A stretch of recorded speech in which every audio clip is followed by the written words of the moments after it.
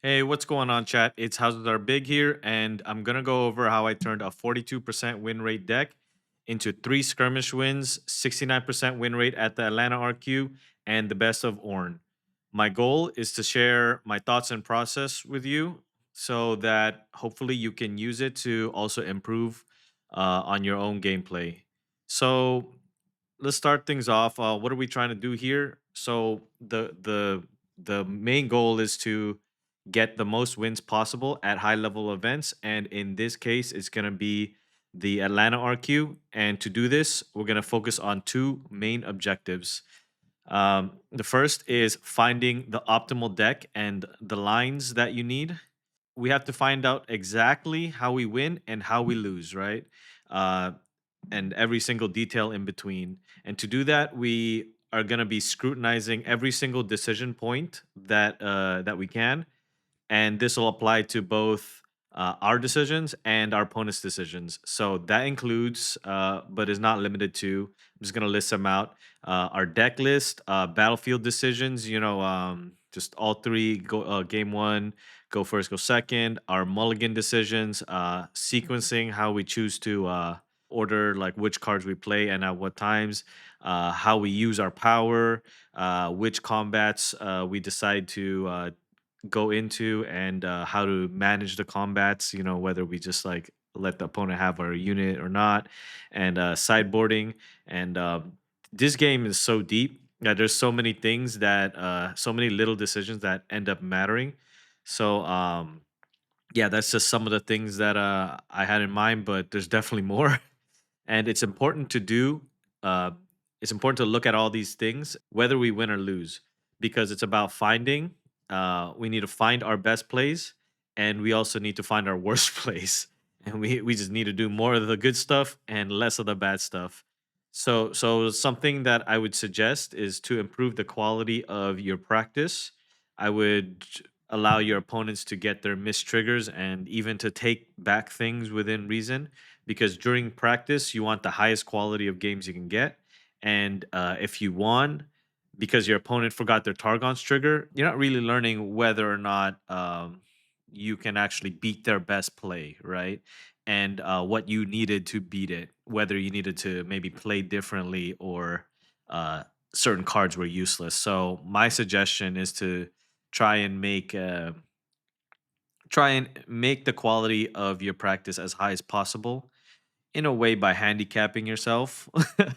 But yeah, so we need to just really find every single like detail about how to uh, win games and how to avoid losing, right? And also figure out how our opponent did that. Is also doing that. Try to find out their best lines and how to counter their best lines, or being able to tell like where their weak points are so that we can kind of push on that. um, so that would be the first main objective. That would be finding out our optimal deck and lines. So we figure that out. Like, let's say for example, we lose some games, and then every time we lose, there's a spell songer in our hand. That's part of like finding the optimal deck. We need to get that card out of the deck or remove some copies, and finding optimal plays. Like one thing I found was like having seal at the very beginning was always leads to good outcomes there. So that would be the first objective. Main objective is to really find the optimal deck and all of the best lines that we can do. The next big objective that we have is to achieve peak consistency. And we achieve peak consistency through two main parts. We are looking for accuracy and consistency, right?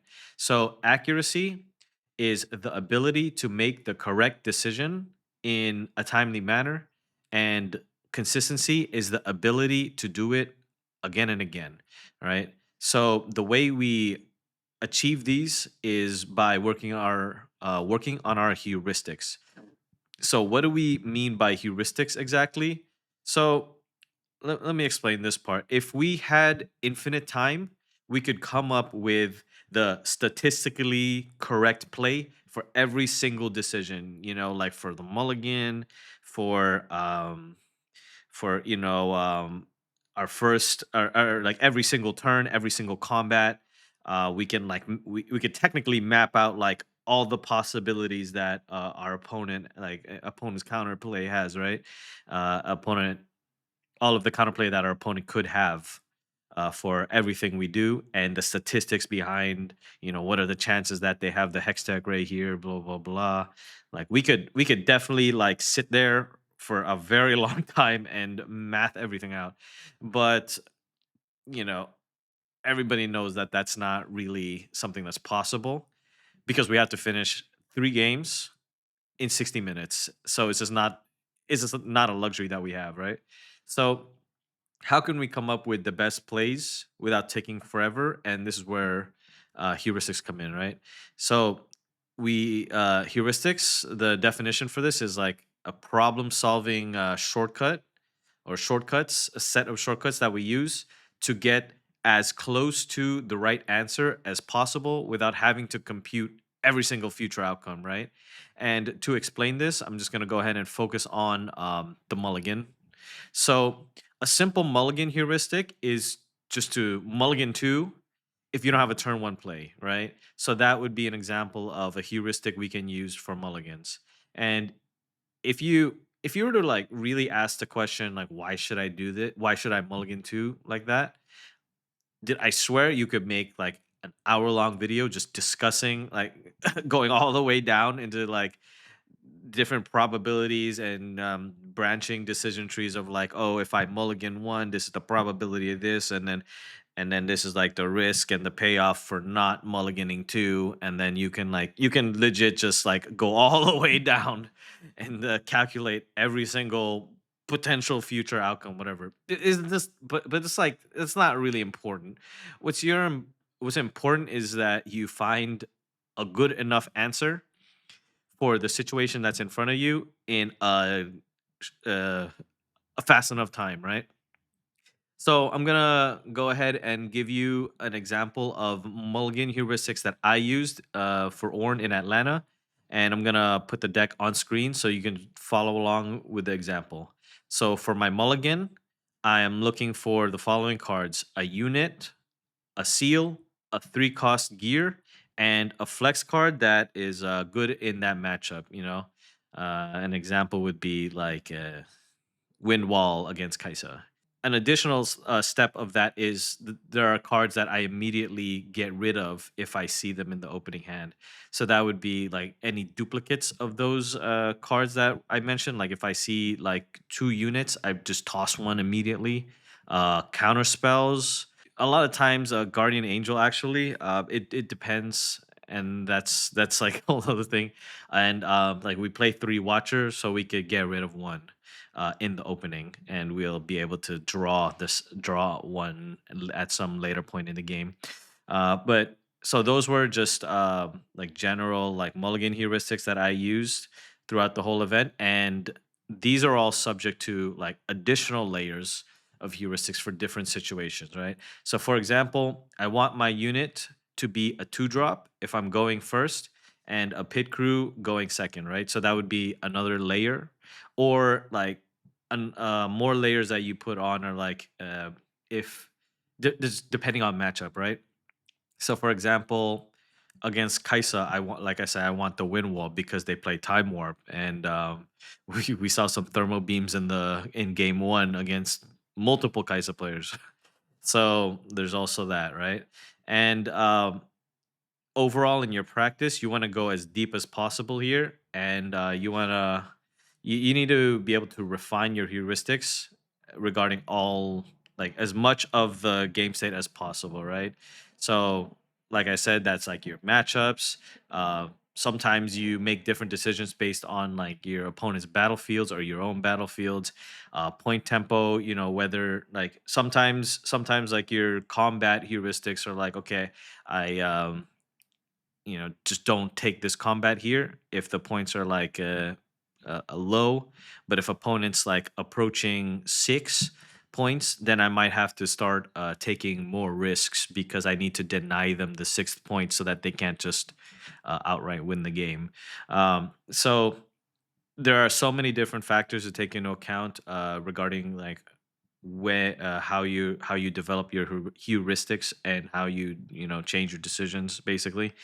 And you just need to handle as many, or you need to like understand how you would react in as many situations as possible. And that's essentially what developing your heuristics are. You try to create kind of a more concrete like plan for them. And at the end of the day, heuristics are ultimately the embodiment of your understanding and preparation, like with the deck, right? So, uh, and for better or worse, inconsistency, like you being inconsistent, just comes down to you not following your heuristics, right? So, let's say, for example, you see like. A certain opening hand, and then your heuristics say, "Oh, you need to mull these 2 units, right?" And then you start to try and get fancy and be like, "Oh, last game I ran out of units, so I need to just keep 2 units this time instead of mulliganing the second unit like I initially, you know, prepared for in your heuristics, right?" So like during practice you want to challenge your heuristics so that you can try and find the best decisions that you can.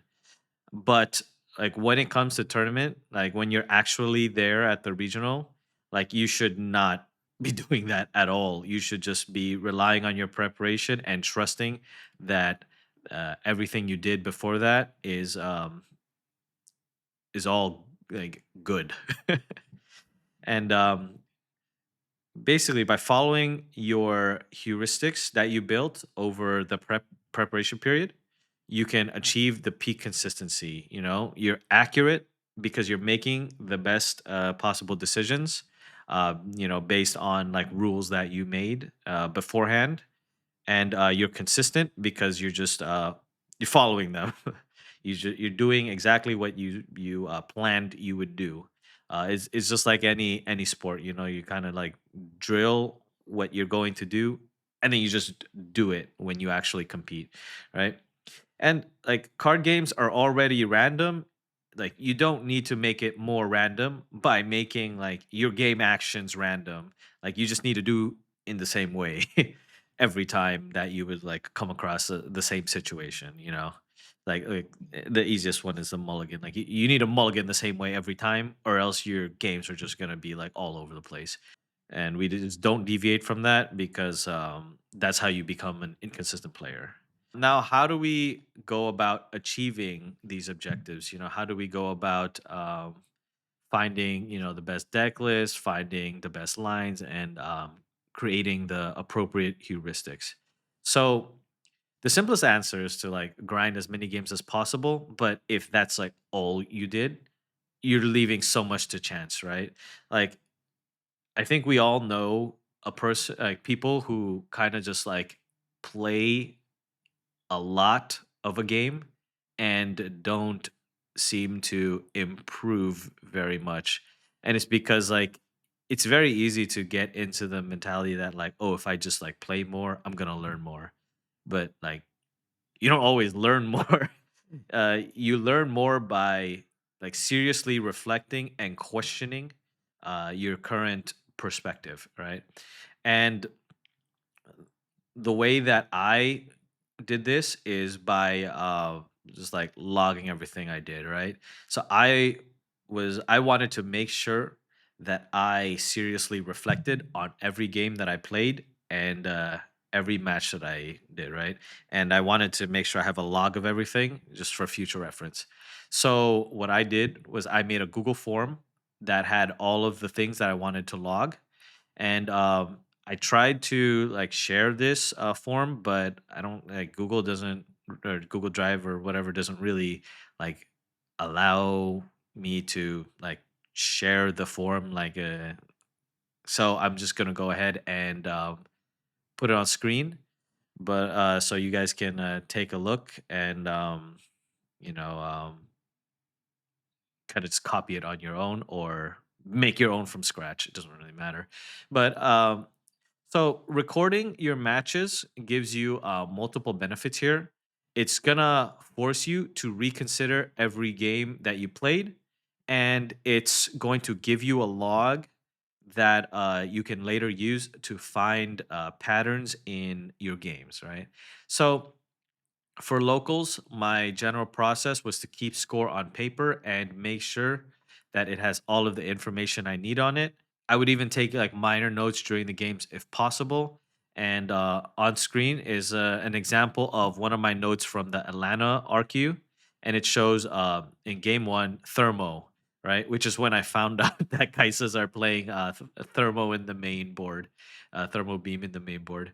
Yeah, I was talking to him, and it was just like, yeah, it's a thing, and we need it against Irelia or something. I'm just like, "Ah, dude, this is messed up because, like, why am I as Ornn getting punished for like the sins of Irelia?"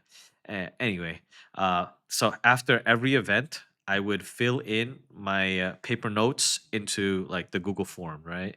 And then it would just like throw it into a spreadsheet, and that's where like it all goes, right? But there were a lot of moments where I kind of like realized some things like during the process of like going from paper to form or to spreadsheet. And it's because like sometimes you just like look at the games and you're like, oh wait, that's that game that this happened. Or like sometimes a note will like spark a memory, right? So for example, if there's a note like, oh, bad Mulligan, and I'd be like, wait, why why did I write that note? It's so vague. And then I'd be like, oh, it's because like I remember that one. That was the one where like I saw this opening four, and then like I mulligan only one, and then I lost that game because like I couldn't like find my unit or something, or I lost that game because I ran out of power, so I need to like mulligan harder for, or I ran out of runes, so I need to mulligan more for seals. It's stuff like that where like the process of recording it is really like what's going to help you uh, like think about the game a little more deeply. And so like the next benefit is like having all the notes in a Google Sheet also helps you or lets you look for patterns, right? And pattern recognition allows us to like find areas to investigate, right? So for example, seeing some of my win rates on battlefields had me reassess them. So like I used to play Orange Forge as my like game one blind battlefield, but then like after looking at all the numbers, I realized that like I really should not be playing Orange Forge going second. It's just really bad, and like the difference is huge between like using that on game first or going first and going second. And also, I used to use Aspirin's Climb as my go second battlefield, but the numbers showed that it performed pretty poorly in neutralizing the opponent's go first advantage, right? It was like it's basically like a coin flip who wins, and I don't want to be using a battlefield that does that, right? And this is where it kind of leads us to like how I use NotebookLM for investigating my notes, or for analyzing all of my notes in my spreadsheet, right? So NotebookLM is an AI tool by Google that kind of helps you analyze your own data sources, such as spreadsheets and documents in this case. Um, so I used it because it made going through the data easy by letting me ask questions in English rather than like writing a script. It's just tedious, man. I'd rather just like show me my aggregate win rate or my match or game win rates, um, and show me or separate them by battlefield and by go first or second, right? Like I'd rather just be able to ask it that instead of like writing a Python script to do this for me. It's so tedious. But it just made like analyzing like the matchups, like you could ask it like, oh, for each matchup, for this matchup, show me like my win rates based on like the battlefields, blah blah blah. Like you can have it break down into specifics. And like, oh, what about like what if I sideboard this card in? Like, is it better, or like what do I usually side out in this matchup? Like you can ask it like sideboard questions and things, because I did log you know what I side in and out. So it just made that part of the analysis easier. And another notable part that it helped was the post ban analysis, because like after data before and after March 31 um, is very different, right? Because that's when that's when we saw the bans set 2.5 essentially. When set 2.5 started is like when the ban list dropped. So that's it made it easier because I could just be like, what was my show my win rates by battlefield over the last 14 days, or show my win rate against Victor for the last 14 days or something like that, right? And it's just being able to ask questions in that way instead of like having to rewrite everything is just or rewrite scripts for that and stuff is just very helpful, right? uh, One thing that I quickly noticed when I first started using it is that notebook lm did give like pretty like poor responses, uh, and it's like sometimes it would just be wrong. It would like miscalculate win rates and stuff like that, and that's because like it didn't understand that I was asking for like game win rate versus match win rate or whatever. But basically, like it would make a lot of mistakes or like misinterpret my questions. And luckily, you can improve the quality of its responses by like configuring what's called like the master prompts for it. And I'll have that on screen now. But and I'm gonna include it in the comments as well. But that kind of like helps you tune the way that that notebook LM like will interpret the data, you will interpret your sources and interpret your questions, right? And just as you can see from the prompt that I gave, it's just a handful of definitions and clarifications and just simple instructions that ended up going a long way to really improve the quality of the responses. And just a disclaimer, I think that responses can be very hit or miss at times, and it'll be up to you to interpret them and adapt everything for your own use. And I'd say that it handles very simple, objective questions very well. Like if I were to ask it, like, what are break down my win rate by battlefield, or break down my win rate for like going first or second on this battlefield. You know, like let's say you're testing a game one battlefield and you have like 20 matches on that battlefield. You've been testing it for like, I don't know, a week or something. You'd be like, what for the last 7 days, what was my game win rate on this battlefield? You know, and you can even have it break it down by matchup. And it would do very well with the simple objective ones, but like when it comes to like the more subjective questions, it's very mixed results. Like for example, if you ask it like how to win a certain like matchup, it would have a blend of like good and bad advice, right? I guess Annie would say like, "Oh, you want to keep one unit on a battlefield and one unit in base and utilize the one and one principle." And then it would like I'll be like, "Oh my god, that's really good. Like it's actually correct." And then like in the next sentence it would be like I don't remember exactly what it said, but it said like some like complete nonsense afterwards. And I was just like it went from like a perfect like keep like one on one battlefield, one in base. It started there and then it went off on like some weird tangent. So yeah, that's just my disclaimer about like sometimes the subjective ones can be pretty bad, or like you know overall overall though, the quality of your sources and your prompts, the prompts that you give it will determine how good the responses will be. And at the end of the day, this is really no different than like more manual methods of data analysis, right? Like you if you're gonna use notebook lm, use it wisely. But like just like anything else, you need to, if you're gonna you look at a win rate matrix, use it wisely. Use it to you got to dig deep into like why the data looks the way it does, and they're usually like sometimes they're just like very deep reasons for like why a deck did poorly against another deck for that event, and then they go on to like stomp that matchup in like another event, right? Like Also, just like another small tip, and if you do use Notebook LM, make sure you regularly press the sync with Google Drive button to keep your sources up to date so that you're prompting against up to date information. After recording 134 matches and playing 21 questions with Notebook LM, like I'm ready to like compete at the RQ, right? Well, like yes and no, right? So like now you actually have to play a 13 round event, and like to put it in perspective, like day one is like easily longer than 10 hours, right? And you have to be like 6-2 or better, like by the end of it to day two, right? Like that is a lot of pressure. Is gonna take a lot out of you, right?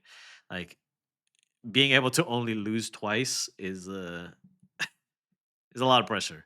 This is like where like tournament fundamentals come in, and this can easily be a humongous topic, but I think the most important points to cover that I think will benefit the most people by covering is like time management and fatigue management. So time management is like the simpler of the two. So we'll just go over it real quickly. And you want to make sure that you're doing everything in a timely manner, and you need to squeeze everything in a 60-minute block. Your best of three in a 60-minute block. So you need to make sure that you're doing everything in a timely manner, and that your opponent's also doing the same. You need to make sure that like you're making all your mulligan quickly, all of your game actions quickly. You don't take too long to think about any particular play. And for ourselves, that's why we build our heuristics, so that the majority of the tournament we're just like on autopilot, right? Like we don't really we shouldn't you shouldn't really be thinking about too much, because you've already done the thinking. Because like in practice, or during your practice, you've already like that's when you tank. That's when you take like 5 minutes for a turn, because you need to figure out like how to, like, the process of coming to the right decision. A good average is that you want your games to last like 20 minutes, right? So if you suspect that the game could go on longer than that, and there's like almost no chance to win that game, like you should probably just like concede so you could like make it to game three, and there's like a lot of like subtleties in here. Sometimes like you just want to win game one, and that's like a, I don't know. I don't like that. I like being able to play all three games out, but that's like a whole nother discussion. But like more or less, you want each game to take 20 minutes so that you can play best of three. And also like don't be afraid to ask your opponent to speed up, especially if you like if you think that like the current pace of play between you and your opponent is not like enough to hit like a 20-minute game, like to fit it into a 20-minute game, like you probably should just like ask them to speed up, and like at worst you can call a judge, um yeah, and try to ask about like slow play and whatnot. And like I know it can be awkward, but like sometimes it's just necessary. You're just gonna have to ask your opponent to speed up, even though it's like an uncomfortable thing to do. I think that's like enough about that. And I think the more neglected one is like fatigue management, right? So this is like heuristics come in here into like in the sense that like we build our heuristics so that we uh, don't spend too much energy thinking about everything, right? So i- if your like decision making is solid because of all of your preparation, then it's gonna take a lot of a lot of like it's gonna give you a lot of like room for to work with, for like when you do need to really spend your energy on a play that you haven't seen before, right? So the purpose of the heuristics was to make it less strenuous to play over 10 hours, for example. But yeah, we're also doing a whole weekend of this, and like sitting all day just like using your brain is just like super exhausting. So you're gonna need to make sure that like your body is ready for this, right? Like you need to make sure that you know you need to do whatever you need to do for you, and you should know what that is, right? um that'll depend entirely on you. Some people function on like 6 hours of sleep. Some people like myself need closer to 8 hours. It just really depends. Taking your vitamins and all that kind of stuff. Like I think everybody has their own takes on like whatever that is. But you need to be very aware of like how you can have a good day. Like whether like what kind of breakfast, like the exact breakfast items you need to have, like for me, I like I like a high fat breakfast with protein. Uh and I've talked to other people about that exact topic and they've told me that like that will destroy them. So it really like legit depends on you and you need to figure it out, right?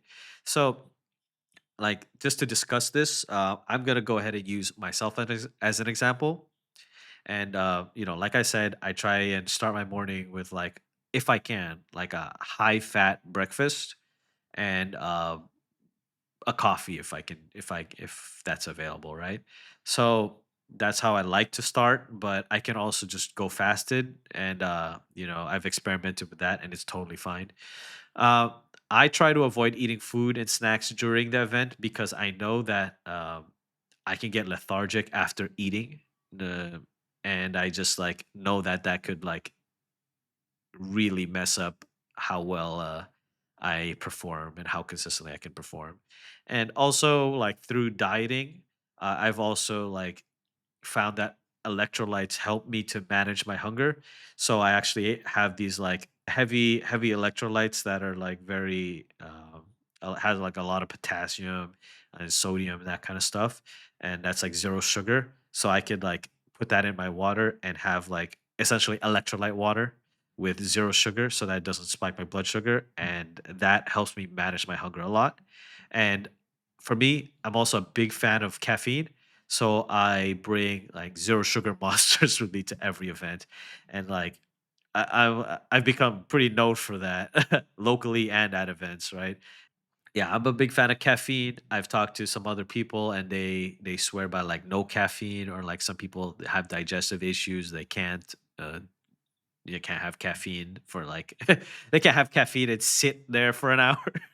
But like TLDR, like you need to know how to do these long events, right?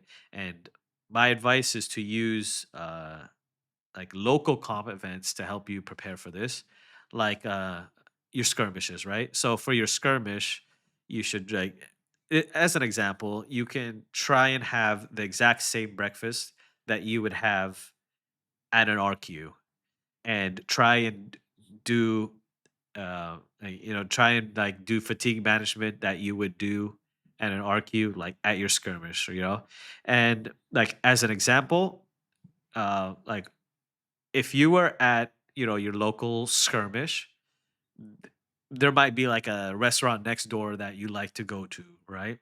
Like just in between rounds or something, or like, hey, I finished my round early. I'm just gonna go stop by the McDonald's right, or the Chipotle right next door, and just get a bowl real quick and then just eat. Like that kind of stuff. Like what you could do as an exercise is like for the skirmish, like just don't do that, right? Try and do it as like packing snacks. Uh, and then just only eating the snacks that you packed, stuff like that is just you could try and use it as an exercise. But yeah, that pretty much covers fatigue management, and yeah, and I think that covers like most of the things I want to discuss. I do know that this is a lot of things to think about, but if you made it this far, thank you for watching. Thank you for your time. And if anyone has any questions about anything that was discussed, go ahead and leave a comment, and I'll try to reply. And who knows, I could even make a video about it. But yeah, thanks for watching, everyone, and thanks for the support. I'll catch you guys later. Have a good one. Peace.